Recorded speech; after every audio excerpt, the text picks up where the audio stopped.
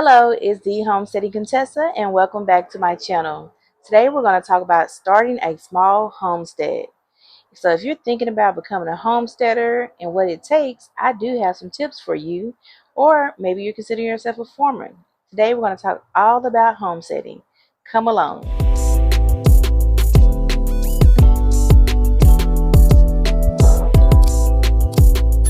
Well, I hope everybody is having a happy Sunday. I know I am. I'm awake. I'm alive. That means I have another opportunity of life. So you may see some smoke here in the background. That is just my citronella candle. It's been raining here in Texas where I live, and you know how mosquitoes are, so I'm just trying to keep them at bay while I'm doing this talk. Got me some ice cold water because, spring around here is kind of like, it's definitely a pre-summer. But let's get into the reason why you clicked on this video. If you clicked on this video, maybe you are already a homesteader, or you like to talk about homesteading, or you're considering becoming a homesteader. So why become a homesteader? What is a homesteader? Well, if you enjoy fresh produce, if you enjoy knowing where your food comes from, and just living a more sustainable life, then homesteading is definitely for you. So a homesteader doesn't have a one size fits all. You could live in an apartment.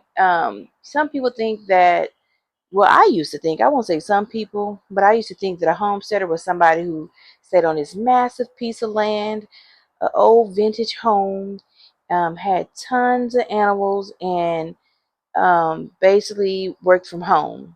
So that's what my ideal homesteader was, and somebody who baked sourdough bread, everything from scratch. Rest assured to you that that is not the only type of homesteader.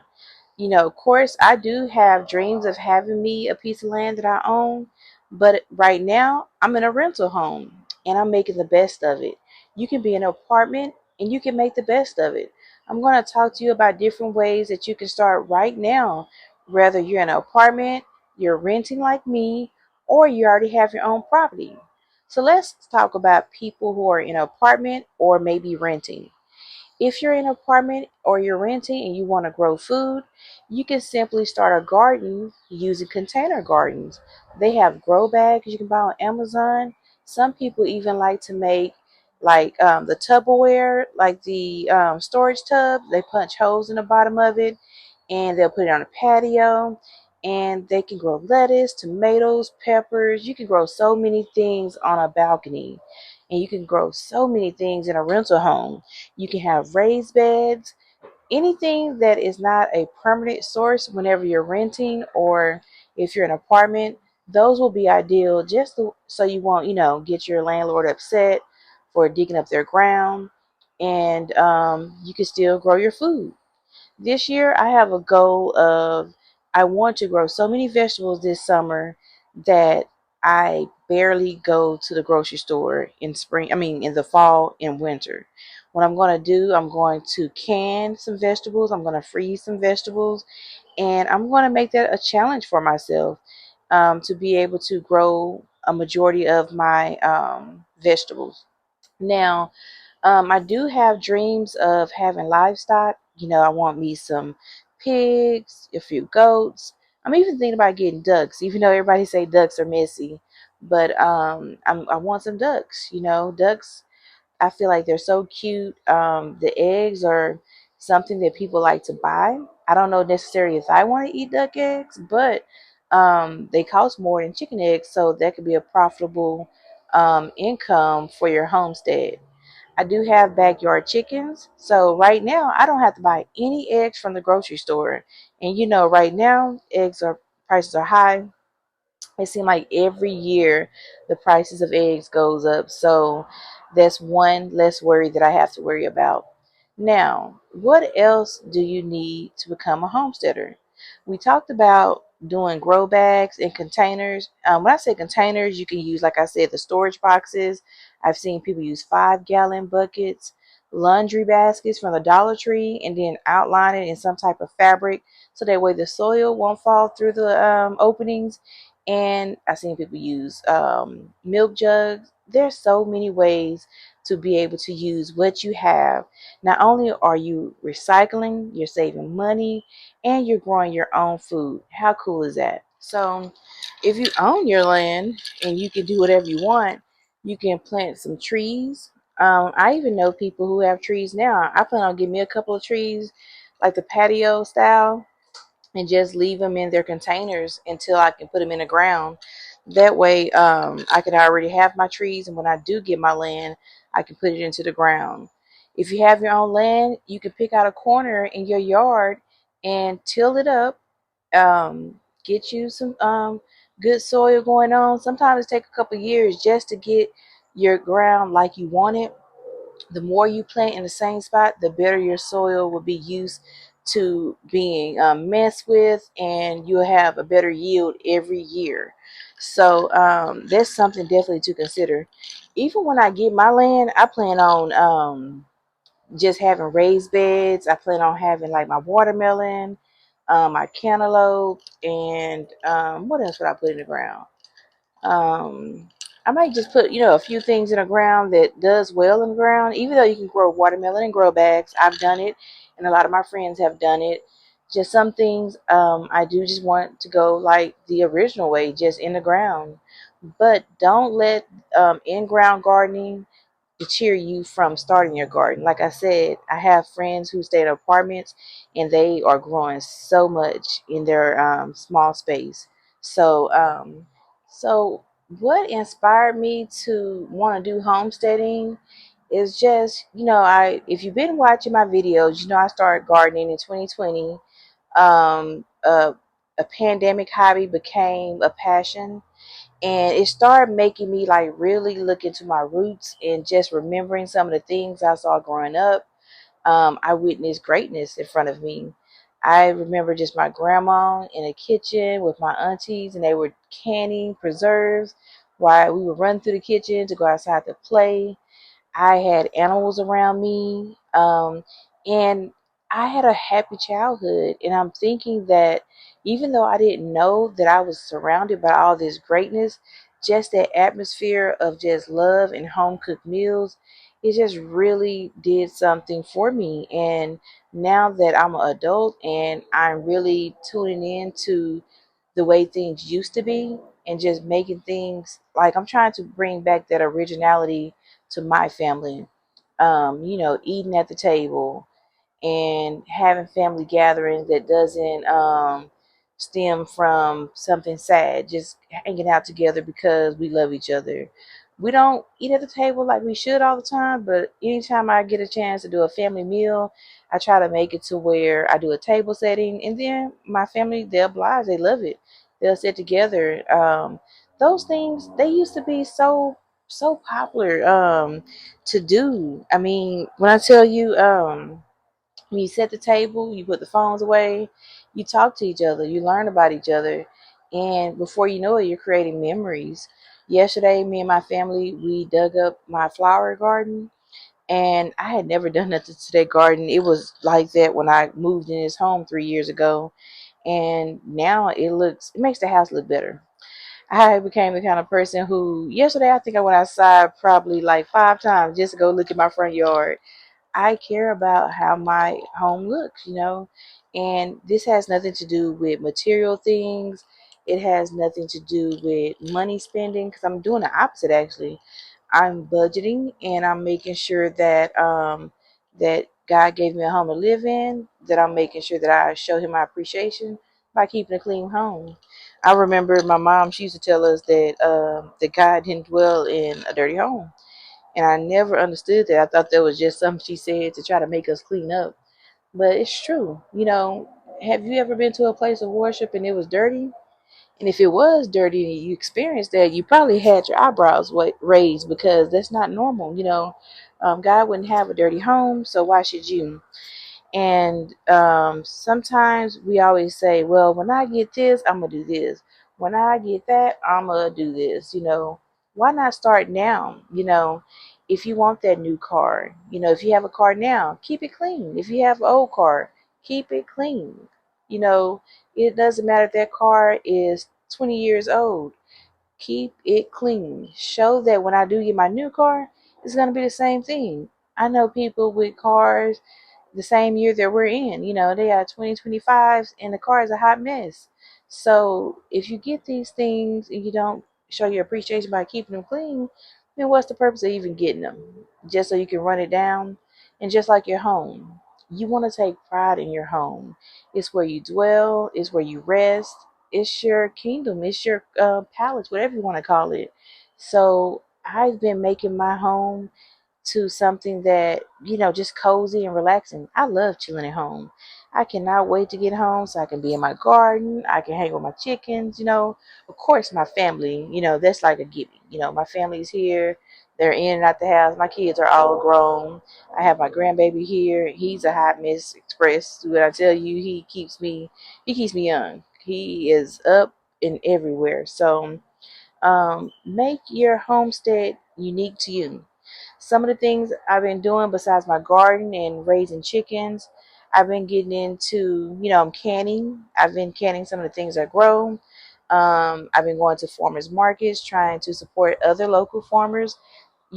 Sometimes you don't have everything to grow, and sometimes you got to buy until you grow, right? So support your local farmers. We support Walmart and we support Target, and I love these stores. Nothing is wrong with going to those stores if that's what you want to do, because I don't try to make anybody, do this or do that. But I do really highly recommend that you support your local farmers. We take so much time, and I consider myself a small scale farmer, because I do grow my food. I'm about to get into raising meat birds, so that'll be some content that's coming soon. I pretty much have watched so many YouTube videos on how to process birds, and it's a pretty simple thing. It's not for everybody. If you asked me this 2 years ago, could I do that? I would say no. But the more you expose yourself to things, then the more, your senses become dull. So you got to be careful too what you expose yourself to.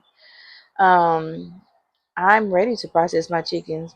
That's going to be fun, and I plan on selling some, to friends and family, maybe even some strangers, who knows. But I'm doing everything piece by piece. And before you know it, I will have a home on some land, and then I can leave, this earth knowing that my kids will always have a permanent residence, because that's what I want to leave my kids. I want to leave them something that, other than that, I want to leave them something that they could be proud of, something that they could continue on. And I'm exposing them more and more to what I'm doing. Yesterday, when we were doing the flower bed, they were like, "Mama, like, that's what you did to the backyard? You did it by yourself?" And I'm like, "Yeah, it ain't easy, right? It looks easy, but it's not easy. The aftermath always look easy, but the process, it can be tedious.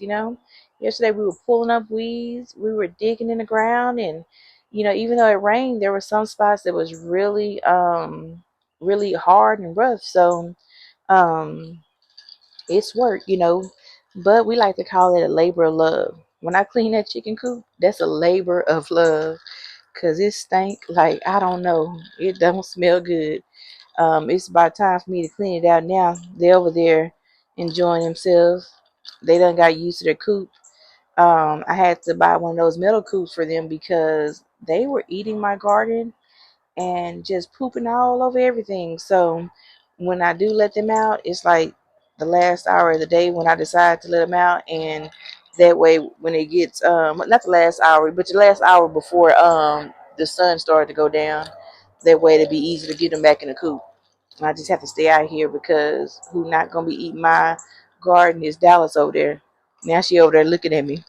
Dallas is my lavender Orpington. She is so greedy, and she the biggest one, and she lay the smallest eggs.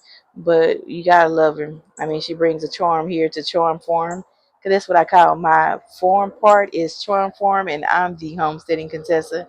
So I haven't decided, like, do I have both, or am I a homesteader, or is this a farm? And I kind of think they go hand in hand. Like I said, you don't have to do everything exactly like somebody else. I love watching videos like this because I learn off of everybody. I like to see what other people are doing, what they're growing, in this community, if you know somebody that's in this community, I'm telling you, it's the best thing ever. So, what else you need? We talked about spaces. We talked about what type of containers you can use to start your garden. We talked about what a homesteader really truly means. Um, Now let's talk about tools. You know, things are not cheap. So you don't want to, some people think I got to get this, that, and a third before they can start. But you want to start off really basic. You just need some basic garden tools like a hoe. You need something to be able to till up your garden. Or if you're using grow bags, then you won't need that. All you would need is some good quality soil and some seeds. They do have a seed library in most towns where you can go to your local library and they have seeds totally free. You can get on TikTok sites and Instagram, and they have garden communities to where they do seed swaps where they will send you some seeds for free, and you can send them something back. But if you're starting off, go in there and do a video and say, hey, I'm starting a beginner gardener. I'm a beginner gardener and I don't have any seeds. We run to help you get, seeds. That's one thing about the garden community. Nobody is stingy. It's like we are so happy to send you some seeds because you're starting a garden. This is the non-gatekeeping community. And depending on if you're in an apartment, you just need some watering cans to be able to water your containers. If you're in a rental home or you have land and it's your permanent residence, then you just need a good quality hose. I have me a hose, and I also have some watering cans. This is something that me and my grandchild, he's 5 years old. We call him Former Aiden. He's been exposed to chickens since he was when I first got chickens, I think it was 2021. I think so, 2021. So he's been exposed to chickens since he was like 2 years old. So he's gonna really know a lot about farming by the time he becomes an adult. And I'm hoping that he take this everything that he remembers me doing with him, and he take it to heart and he continue the legacy because he is our legacy. Um, so we talked about grow bags. We talked about basic tools that you need. Garden hose, containers, raised beds if that's what you're getting. Quality soil. How do you know if it's quality? Well, a lot of people like to compost. If you haven't been composting, I highly suggest that you compost. Get you a 5-gallon bucket, put it outside, drill you some holes in the bottom. If you don't have a drill, you know somebody got a drill. Somebody that you know has a drill. Take that bucket over there and say, hey, can I see a drill? Let me drill 4 holes, 5 holes in this, or have them to do it. And then what you want to do, take a little dirt, put it in there, and then start putting your veggie scraps in there. Put some grass clipping, leaves. I mean, if you stay in an apartment, I'm sure there's somebody you know that it's summertime. We're going to be cutting grass all the time. There's leaves that are at parks that you can pick up. And you see how you're helping the community while you're doing this? I mean, you're recycling and I mean, you're creating something good by growing your own food. When you get your first yield of your harvest, and harvest is just the fruits of your labor, you are going to be amazed at what a little seed can produce. And we see that they got these tariffs and these prices that are about to go up here, and we don't know what the world is going to be doing. I'm not trying to scare you, but we don't know. I just know the Bible says it get worse before it get better. So, with that being said, you just want to prepare and just try to do what you can to where you and your family can be good, and growing some food, having some seeds. There's some seeds that on Amazon. I think they're on Walmart too. They're called survival seeds. And I thought that was funny that they would name it survival seeds because when I think of that, some people probably just think, okay, these some good seeds or whatever, but I'm thinking, why did they choose the word survival? And that's because who knows that you might end up where you have to grow your food inside. We don't know what's going to happen in this world, and you might have to put a garden in your window, even if you do own your land, because you're trying to protect it from theft. You may have to start your whole garden in the garage or your kitchen just because you're trying to preserve food and grow food for your family, because we don't know what's going on in this world and what's going to happen. So, um, gardening is just a good thing to do. I tell everybody, grab some dirt, throw a seed in there, and start your garden. It's so relaxing. When I tell you I'm out here on my deck, I'm drinking me some water, and I'm about to go play in my garden here in a few and just see what's going on. We got some good rainwater, and every time it rains, it seems like my yield gets twice as big. So, um, yeah, I'm hoping that so far that you're really interested in being a homesteader, starting. Just start simple, like I said. Decide if you want to get some chickens, if that's something you want to do, or if you hadn't even started a garden, start a garden first. Start your garden, make you a list, see what you want to grow. I suggest that you pick maybe, let's say, three things that you want to grow so you won't overwhelm yourself. Three things. So, whatever those three things that you want to grow, don't just go buy the seeds. Do the research first. Do the research and see what it takes, because there are certain seasons that I talked about in one of my other videos when you can grow things where you get the best yield for your garden.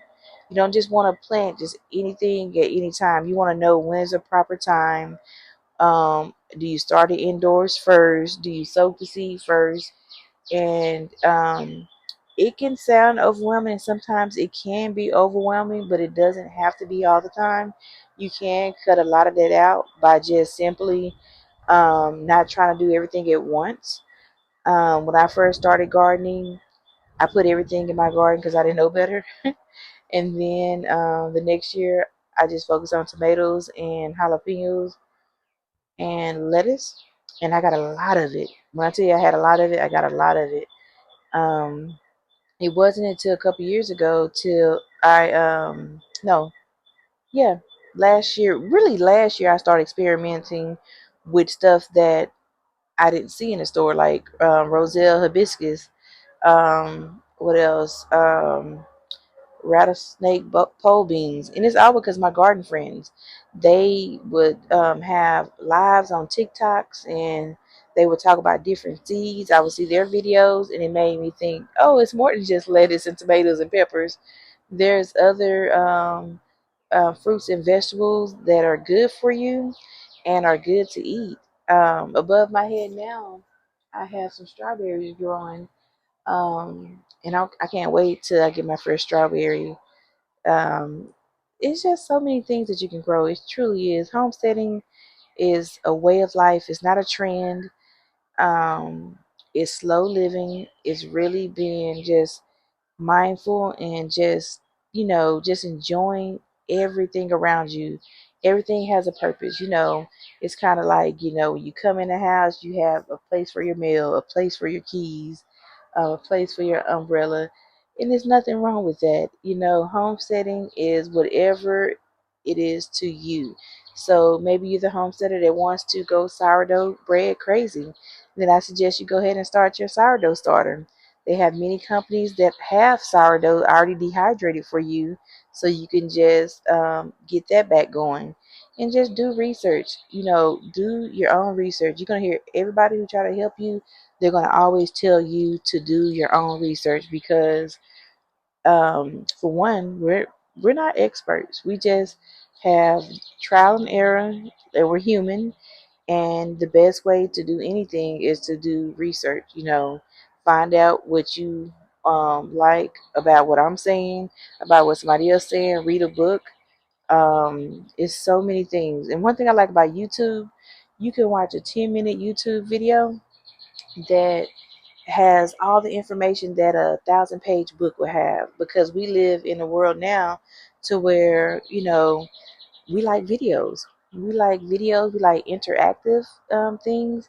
I don't want to read all the time. I do read. I teach. I teach dental assisting, so I read all the time. But I like to watch videos. I like to watch videos. I like to see people in action. And YouTube has been a blessing because it's had, I've learned so much. I have. There's so many wonderful garden communities out there, homesteading communities, farmers. Appreciate your local farmers, really. I'm telling you, it's not an easy job. They are around the clock, especially the honest ones, the ones who actually take care of their animals and don't put those chemicals in their food. I mean, shout out to the farmers. Shout out to all our local farmers out there. All right, so I'm going to let you guys go, and I hope that you do start that homestead. I hope that you stumbled upon this video and that you were thinking about doing a homestead, and now that you have watched this video, that you are going to do it. A homesteader is not just some lady, or a homesteader is a man, it's a woman. It's not just somebody in the apron in the kitchen cooking. It's somebody who cares about themselves, cares about their family, and they want the best for their family. That's a homesteader. Somebody who goes out there and work, and they make use of everything. So don't let somebody think that, oh, you're not a real homesteader, you don't dress like one. I mean, that is so Stone Age. Um, that's why I say I call myself the Homesteading Contessa, THK for short. And I'm a millennial, so I say millennial meets homesteading because we do things our way. We do things that feel good. Do things that make you feel good. If it doesn't feel right, don't do it. So I hope you enjoyed this video, and I will see you for the next one. Y'all take care and be nice and drink your water.